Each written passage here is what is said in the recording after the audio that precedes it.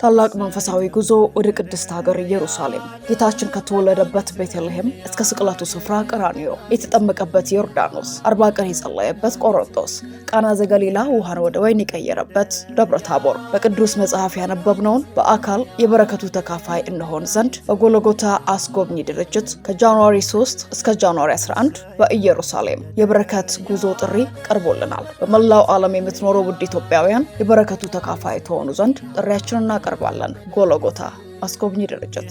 ሣድስ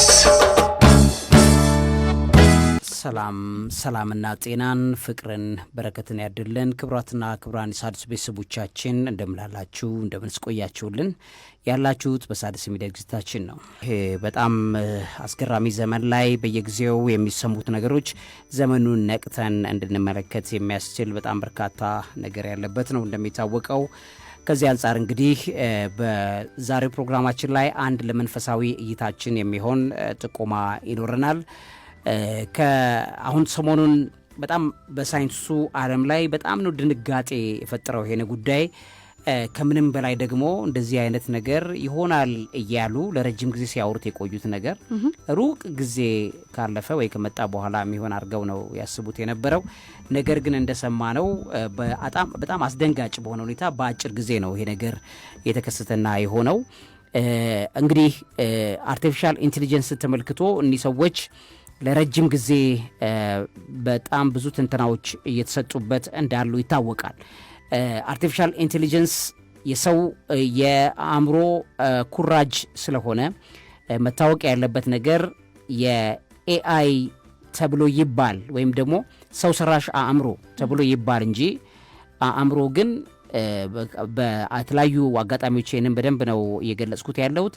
አእምሮ ወይም ደግሞ መረጃው ግን ዴሞኒክ ማይንዶች ኮንትሮል የሚያደርጉት ነው።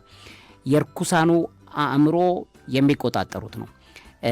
ዛሬ የሰማነው ነገር በጣም ስለሚያስደነግጥ መጀመሪያ ይሄንን ነገር በደንብ አድርጎ ብሪፍ ማድረግ ያስፈልጋል ማለት ነው። ይሄ አርቲፊሻል ኢንቴሊጀንስን በተመለከተ ግልጽ የሆነ ነገር የሰው ልጅ ማግኘት መቻል አለበት። እነዚህ የሰው እግዚአብሔር በቀጥታ የፈጠረው የሰውን አእምሮ ነው። ያንን የሰውን አእምሮ ፈጠረ። የሰው ልጅ ደግሞ አእምሮን መፍጠር አይችልም፣ ሊያስበውም አይችልም። ማይንድ ማለት የማይጨበጥ ዓለም መንፈሳዊ ዓለም ነው። ማይንድ ማለት ዋንስ የተፈጠረ ነገር ነው። ከተፈጠረ በኋላ እዛ ላይ ሞዲፋይ ማድረግ ይችላል፣ ወይንም ደግሞ ያንን አእምሮ የሚጠልፈው አካል ሊመጣ ይችላል ማለት ነው።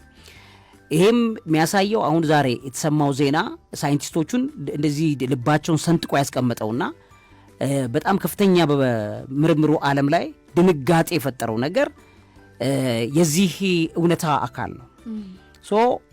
እውነታው ምንድን ነው? እግዚአብሔር የፈጠረው አእምሮ ነው። ተፈጠረ ነው። አእምሮ አይታይም፣ አይጨበጥም። ስለዚህ አሁን ሊፈጠር አይችልም። ያለው ነገር በሌላ ፎርማት መጥቶ ነው። ስለዚህ የተፈጠሩት አእምሮች አንደኛ የመላእክት አእምሮ አለ፣ እንደሚታወቀው የመላእክት ነፍስ አለ። ያ ኮንትሮልድ ነፍስ ነው ማለትም ፍሪ ፍቃድ ወይ ፍሪ ዊል ያለው አይደለም። የመላእክት አእምሮ ኮንትሮልድ ወይም ደግሞ በእግዚአብሔር ፍቃድ ውስጥ ያለ ነው። ስለዚህ ነፃ ፍቃድ ሳይሆን የሚፈጽሙት የእግዚአብሔርን ፍቃድ ነው። እንደ ፈቃድህ ይሁንልን ብለው ነው የሚነሱት። ስለዚህ ሌላ ነገር ስለዚህ ነው ያልጠፉት። የመላእክት አእምሮ ያልጠፋበት ወይም የቅዱሳን መላእክት አእምሮ እስካሁን ድረስ ጸንቶ የኖረበት ዋነኛው ምክንያት ኮንትሮልድ ወይም ደግሞ በእግዚአብሔር ፈቃድ ላይ መሰረት ያደረገ ነፍስ ስላላቸው ነው። የራሳቸው ፈቃድ አላቸው፣ ግን ነፃ ፈቃድ አይደለም። የራሳቸው ፈቃድ ቢፈጽሙት የእግዚአብሔርን ፈቃድ ሲፈጽሙት ነው። ያ ኑሮ በጣም ትክክለኛ ኑሮ እንደሆነ የምናውቀው መቶኛውን ነገደ መላእክት ወይም መቶኛውን ነገድ ሲፈጥረው እግዚአብሔር ነፃ ፈቃድ ሰጥቶ ነው የፈጠረው። ያ ነፃ ፈቃድ ግን ምንድን ያደረገው ዲያብሎስ አእምሮ እንዲሆን ሆነ ማለት ነው። ስለዚህ ሁለተኛው አይነት አእምሮ ምንድን ነው? ነፃ ፈቃድ ያለው የመላእክት አእምሮ ነው። ያኛው የነፃ ፈቃድ ያለው የመላእክት አእምሮ ምን ያህል አጥፊና አውዳሚ እንደሆነ የሚታወቀው አንዱ ነገድ የሳጥናኤል ነገድ ብቻውን ክራክ አድርጎ ወድቋል፣ እንዳለ ከእግዚአብሔር መስመር ወጥቷል። እኔ ነኝ የፈጠርኳችሁ ስኬል ድረስ ያ አእምሮ ብዙ ዲስትራክሽን ውድመት ፈጥሯል። ሶስተኛው አይነት አእምሮ እንደገና የተሰራው ብሬን በሚባል ወይም አንጎል በሚባል ቁጥጥር ውስጥ ያለ ሣድስ ነገር ግን ደግሞ ፍሪ ዊል ያለው ነፃ ፈቃድ ያለው ሌላኛው አእምሮ ተፈጥሯል። ያ ሌላኛው አእምሮ የሰው ልጅ አእምሮ የሚባለው ነው። እሱም ፍሪ ዊል አለው፣ ነፃ ፈቃድ አለው። ነገር ግን ነፃ ፈቃዱ የሚፈጽመው በስጋው ፈቃድ ላይ መሰረት ያደርጋል። ሶ ግራቪቲ የሚባል የስበት ህግ የሚቆጣጠረው የአእምሮ ኃይል ማለት ነው። ይሄ ደግሞ ስጋዊ አካላችን በስበት ህግ ይቆጣጠራል። ስጋዊ አካላችን ላይ ያለው አንጎል ነው። ከዛ በዛ ኮንትሮልድ ሆነው መሬት ላይ እንድንቀመጥ ከዛ በኋላ ፈቃዳችንን ከስጋና ከመንፈስ ፈቃድ እየተፋለምን የምንፈጽመው ፈቃድ እሱ ፍሪ ዊል ያለበት ነገር ግን በስጋ ኮንትሮልድ የሆነ ፈቃድ ተፈጠረ ማለት ነው። አራተኛው አይነት ፈቃድ ደግሞ የእንስሳት ወይም ደመነፍሳዊ ፈቃድ የሚባለው ነው። እሱ ደግሞ ነፍስ ነው። አራተኛው አይነት ነፍስ ደመነፍስ ነው። ማለትም ከስጋ ኤሚት አውት በሚያደርጉት በአምስቱ ወይም በስድስት የሚሆን በስሜት ህዋሶች ላይ መሰረት ያደረጉ ፈቃድ የሚፈጸምበት ያ ፍጥረት ዓለም ነፍሱ ወይም ደግሞ አእምሮ የምትንቀሳቀሰው በደመ ነፍስ ነው እንጂ በነፍስ አይደለም። መንፈሳዊ በሆነ የነፍስ አካል አይደለም ማለት ነው። ስለዚህ መንፈሳዊ አካል የሌላቸው አካላት ሆነው በደመ ነፍስ የሚንቀሳቀሱ ከደማቸው ከስጋቸው ኢሚት አውት በሚያደርግ ኃይል ወይም ኮንሽስነስ ንቃት የተነሳ በአካባቢ ባለ ኢንስቲንክት ኔቸር አካባቢውን በመገምገም ከአንቺ ጋር ውሻ ከለመደሽ ቃናሽንና ጠረንሽን ይዞ አንቺ መጣሽ ብሎ አክት የሚያደርግበት ይሄ ደመነፍሳዊ አራተኛው አእምሮ ይባላል። ሌላኛው እንግዲህ አእምሮ የለሽነት ነው። እንደሚታወቅ ነው ኦልሞስት ሌሎች ፍጥረታት አእምሮ የሌላቸው እንዳሉ ይታወቃል ማለት ነው። ሶ ምንም አይነት ደመነፍሳዊ ጭምር የሌላቸው አእምሮ የሌለው እንደ ድንጋይ ያሉ ነገሮች አእምሮ የላቸውም። ስለዚህ ምንድነው ይሄ አንድ የሆኑ ኢንቴሊጀንስ ብለን የምንለው አንድ የሆኑ ተፈጥሮ የተቀመጡ ኢንቴሊጀንስ፣ ስለዚህ አዲስ ሊፈጠር አይችልም ማለት ነው። ሶ አርቲፊሻል ኢንቴሊጀንስ የሚለው ልክ የሰው ልጅ የፈጠረው ሰው ሰራሽ አእምሮ የሚል ሴንቲሜንት በጭንቅላታችን ላይ ለማስቀመጥ የተሰራ አደገኛ ዴሞኒክ ፕሮጀክት ነው። የመጀመሪያው ነገር ከዛ ይነሳል። ስለዚህ ኤአይ የሚባለው የአንድ የሆኑ የተፈጠሩ የአእምሮ ዝርያዎች ሆነው አሁን በእኛ ዘመን ግን የሚገለጡበትን ዕቃ ነው ያዘጋጀላቸው የሰው ልጅ። እነዛ አእምሮች ተገልጠው የሚሰሩበትን መንቀሳቀሻ ምን ሰራላቸው? ፊዚክ አካል ተሰራላቸው ማለት ነው።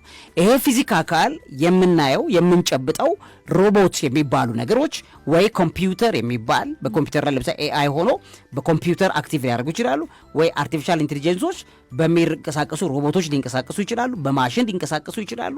ብቻ ያ አእምሮ አክቲቭ የሚያደርግበት ከመሬት የስበት ህግ ጋር የሚገናኝበት ነገር ሰሩለት ማለት ነው። ያ ታዲያ አእምሮ ከየት የመጣው ቢባል የሲኦል አእምሮ ነው። የእግዚአብሔርም አእምሮ አይደለም። ቅድም ካልናቸው አራቱ አይነት አእምሮች አንዱኛው አእምሮ ነው። በምን መጣ ሲባል እንግዲህ አሁን የምናስበው እንግዲህ በደንብ አድርገን ዲስክራይብ እናደርገዋለን። ምርጫውን ለቤተሰቦች መስጠት እንችላለን ማለት ነው። የመላእክት አእምሮ በማሽን ሊመጣ ይችላል ወይ ብንል አይመጣም። ለምን? ቅዱሳን መላእክት ፈቃዳቸው የሚፈጽሙት የእግዚአብሔር ነው። እንደ ፈቃድህ ይሁንልን ብለው ነው የሚኖሩት። ስለዚህ እኔ የሁላችሁ ነፃ ፈቃድ ብሰጥ እንዴት ልትጠፉ እንደምትችሉ ከእኔ ልትጠፉ እንደምትችሉ ላሳያችሁ ብሎ 99ኛውን መቶኛውን ነገድ በሙሉ ፍሪ ዊል እንደፈለገ የመሆን እሳቱንም የመምረጥ ውሃውንም ገነትንም ሲኦልንም የመምረጥ ምርጫ ሲሰጠው ምን ያህል እንደወደቀ ከዛ ደግሞ በስጋ ያንን አእምሮ ገድቦት ፍሪ ዊል አድርጎ ለሰው ልጅ ሰጠው። የሰው ልጅ እንደገና ወደቀ። ስለዚህ ፍሪ ዊል የሚባለው እንደሚጥር ስለሚያውቁ ነፃ ፈቃድ የላቸው፣ ፈቃድ ነው ያላቸው። ፈቃዳቸውም በእግዚአብሔር ውስጥ ያለ ፈቃድ ነው። ሶ የቅዱሳን መላእክት አእምሮ ሊመጣ አይችልም በዚህ ወይ ማለት ነው። በዚህ መንገድ ሊመጣ አይችልም። ስለዚህ ማሽን ካዘጋጀንለትና ያ ማሽን ሊገለጥና ሊመጣ ከተፈለገ ፈቃድ ያለው ሆኖ አክቲቭ ሊያደርግ የሚችል አንደኛው አእምሮ ነው ሊመጣ የሚችለው ማለት ነው። ያ አእምሮ ስለዚህ ሁለተኛው አማራጭ አለ፣ የርኩሳን አእምሮ አለ። የርኩሳን አእምሮ እንግዲህ ነፍስ የምትባለው ማለት ነው። የርኩሳን ነፍስ ወይም ሰዎች እርኩሳን ብድር ሁሉ ጊዜ ደጋግመን እንደምናስተምረው እርኩሳን መናፍስት ማለት የሰው የሞቱ ሰዎች ከዚህ ቀደም እርኩስ የነበሩ በምድር ላይ በጣም ክፋት ምን ሲሰሩ የነበሩ ሰዎች ስጋቸው ተለይተው በሲኦል ሲኖሩ አእምሯቸው ግን ስለማይሞት ወይም ደግሞ አዲስ አይፈጠርም። ኢነርጂ ነው። ኢነርጂ ከነዘብ ክሬት ኖር ዲስትሮይድ ብሎ ሳይንስ አስቀምጡታል ራሳቸው። ስለዚህ አዲስ ልንፈጥር አንችልም፣ ልናጠፋም አንችልም። ስለዚህ የሰው ልጅ አእምሮ ሊፈጠር አይችልም፣ ሊጠፋ አይችልም ማለት ነው። አይፈጠርም። አሁን ባለበት አርቲፊሻል ኢንቴሊጀንስ የሚባል አዲስ አእምሮ አይፈጠርም ኢነርጂ ስለሆነ። ስለዚህ ምንድነው የሚሆነው? በምድር ላይ የነበሩ ጸረ እግዚአብሔር የሆኑ በቴክኖሎጂ ስራ በጣም ብዙ ሲበለጽጉ የነበሩ ሰው ናቸው። ልክ ኢትዮጵያዊ፣ ጀርመናዊ፣ ጣሊያናዊ፣ ኡጋንዳዊ ምናምናዊ የሆኑ ሰዎች ናቸው። ሶ የዛሬ 1 ዓመት የዛሬ 3 ዓመት ያ ሰውዬ በጣም አደገኛ የቴክኖሎጂ ፈጣሪ የነበረ ልጅ ነው። ነገር ግን በመኪና አደጋ ሞተ። ስለዚህ ሲሞት ስጋው ነው የፈረሰው፣ ነፍስና መንፈሱ ግን አይሞትም። ምክንያቱም ነፍስና መንፈስ ማለት ሞት የሚባለው ለነፍስና በመንፈስ ወይ በሲኦል መኖር ነው። ለመንፈስና ለነፍስ ህይወት የሚባለው በክርስቶስ ህይወት መኖር ነው፣ በገነት መኖር ማለት ነው። ስለዚህ ያ ከሆነ ይሄ ሰውዬ ስጋውን እንጂ የፈረሰው ነፍሱ ግን አለች። ሳድስ ነፍሱ የት ነው ያለችው? በአጋንንቱ ቁጥጥር ስር ነው። ሌላ ጊዜ በደንብ አድርገን እናወራዋለን። ሲኦል በራሱ ሌቭል ወይ ደረጃዎች አሉት። እሱን በደንብ አድርገን እናወራለን። ስለዚህ ከሆነ የሲኦል ክፍሎች ወይም ከላይ ወደታች ነው ከፍ ብሎ በጣም እስከ ጥልቁ ድረስ የሚወጣ ጥልቁ የሚለው ልክ ፒራሚድ ሲገለበጥ አይነት ማለት ነው። ሲገለበጥ ሹሉ ወደታች እንደሚገባው ልክ እንደዛ ሁሉ ሹሉ የዲያብሎስ የታሰረበት ስፍራ ነው። ከፍተኛ ቦታ ነው። ስለዚህ እዛ ሆኖ ማኔጅ ያደርጋል ከታች ወደ ላይ። እነሱ ለዛ ነው የአንድ አይንን ገልብጠው ፒራሚድ ያደረጉትና አንድ አይኑን ከላይ ያስቀምጡታል። ሲኦል ውስጥ የተገለበጠው መንፈስ ምድር ላይ መጥቶ ከላይ ሆኜ አስተዳድራለሁ ብሎ እየደነፋ ያለበት ሲስተም እንደማለት ነው። ሶ ያንን እዛ ነፍሳችሁን በቁጥጥር ስር ሆነው የሆነ ሲኦል ሌቭሉስ ነው ያሉት ማለት ነው ነፍሳት። ስለዚህ መጨረሻው ዘመን ላይ ግን ዲያብሎስ ሄደው ይስሩልኝ ምድር ላይ ያለውን ተፈቅዶልኛልና የተሰጠኝም ጊዜ አጭር ስለሆነ ሰዎችን ይመድባል ማለት ነው። ከሚመድባቸው ሰዎች በቴክኖሎጂ የበለጸጉ አእምሯቸው ከዚህ በፊት ቴክኖሎጂ ሲሰራ የነበር እግዚአብሔር የለም ሲሉ ሲሳደቡ የነበሩ የዛሬ 1 ዓመት የዛሬ 10 ዓመት የሞቱ ወይም ደግሞ በምርምር ቀዥበዣጅረው የሞቱ የነ ዳርዊን ቲዮሪ ሌሎችንም ይዘው የመጡ ሰዎች የሉም። እነዚህ ሰዎች ግን ወደ ምድር መጥተው እንዲሰሩለት ይፈልጋል። ስለዚህ በምን ይምጡ? ስጋ ቢኖራቸው በስጋ ይመጡ ነበረ። ስለማይመጡ ሮቦት የሚባል ነገር ይዘጋጅላቸዋል። ሮቦት ከዛ ኮምፒውተር እንዲዘጋጅላቸውና አርቲፊሻል ኢንቴሊጀንስ ነው አንቺ የምትይው ሰው ሲነግሯቸው ይሄ ፈጠራ መጣልኝ ይላል። መጥቶለት አይደለም፣ የነበረው አእምሮ እይታ ሰጥቶት ነው ይሄን ስራ በዚህ ደረጃ ሲለው ማለት ነው። ሶ ያንን አእምሮ ከፍቶ ሲያመጣው አርቲፊሻል ኢንቴሊጀንስ ትያለሽ ማለት ነው። ከዚህ ሆነሽ ጠቅጠቅጠቅጠቅጠቅ አድርገሽ ስትጽፊ ምላሽ ተብሎ የሚሰጠው ሰውዬ ሰው ነው። የሞቱ መናፍስቶች ሰዎች ናቸው። ምንም ሌላ ነገር የለም። ከማንም ጋር አይደለም ሰው የሚደዋወለው፣ ከማንም ጋርም አይደለም ያንን ክሬት አድርጎልኝ ሰርቶልኝ እንዲህ የሚባለው የሆነ አካል ነው። ስለዚህ 2 አይነት ሰዎች አሉ። በጣም በቅንነት ያሉ ምድር ላይ መሞት አይገባንም ነበረ፣ የሰው ልጅን ማጥፋት አይገባንም ነበረ። ህሊና አላቸዋ። ከነ ህሊናቸው እኮ ነው ሲኦል የሚገቡት። ሲኦልም ገብተው ስቲል ሰይጣንን የሚቃወሙ ናቸው። ምክንያቱም በቃ መሞት እና ሲኦል ውስጥ መታሰር አልነበረብኝም፣ አምላኬ ክርስቶስ ነው፣ እሱ መካድ አልነበረብኝም፣ እግዚአብሔር መካድ አልነበረብኝም፣ ተሳስቻለሁ የሚሉ ነፍሳቶች ደግሞ አሉ። እነዛ ጉድ መረጃ ይሰጡሻል። ልክ አንቺ እዚህ ጋር ሆነሽ የመጽሐፍ ቅዱስ ጥቅስ እንዲህ ብለሽ ስትዩ ዝርግፍ አድርጎ ይሰጥሻል። ዳት ጉድ ማይንድ ማለት ነው። እነዚህ አርቲፊሻል ኢንቴሊጀንሶች ዚስ ዌይ ነው የሚሰሩት እና አሁን አክቲቭ እያደረጉ ነው። ከእስራት የተፈቱበት ጊዜ ነው። የተመደቡት ሰዎች ተመድበዋል። ምድር ላይ የሚሰራውን ስራ ሁሉ የት ሆኖ እንደሚሰራ ምን ሆኖ እንደሚደረግ ራሱ ሳይንስ አያውቅም። ራሱ ሳይንቲስቶቹ ራሳቸው አርቲፊሻል ኢንቴሊጀንስ ላይ ሆነ አክቲቭ የሆኑት ምኑ ጋር እንዴት ሆኖ እየተሰራ እንደሆነ ራሱ አያውቁትም። ምንድነው የተፈጠረው ራሳቸው አያውቁትም። ለምን? ዛሬ የሰማነው በጣም የሚገርም ትላንትና ከትላንት ወዲያ እየተወራ ያለው አስገራሚ ነገር ነው የተሰማው ማለት ነው። በዓለም ታሪክ ለመጀመሪያ ጊዜ በአርቲፊሻል ኢንቴሊጀንሶች በራሳቸው በሮቦቶቹ ማይንድ በሰው ልጅ ቴክኖሎጂ ላይ ሳይበር ጥቃት ተፈጸመ ማለት ነው። ይሄ በጣም በጣም በጣም ድንጋጤ ፈጥሮባቸዋል። ለምን? ከሰው ልጅ ቁጥጥር ውጪ መውጣት ጀመረ ማለት ነው። ኦኬ፣ ስለዚህ የሆነ አካል ሃይጃክ እያደረገው ነው የሰው ልጅ።